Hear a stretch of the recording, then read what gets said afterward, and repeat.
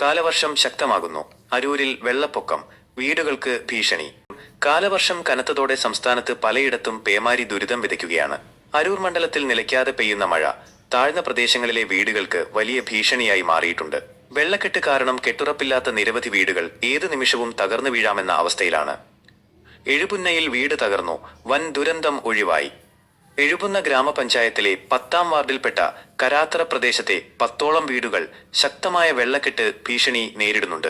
കഴിഞ്ഞ ദിവസം രാത്രി 10 മണിയോടെ കരാത്തറ ജയകുമാറിന്റെ വീടിന്റെ അടിത്തറ വെള്ളം കയറി തകരുകയും ഒരു ഭാഗത്തെ ചുമരുകൾ പൂർണ്ണമായും ഇടിഞ്ഞു വീഴുകയും ചെയ്തു.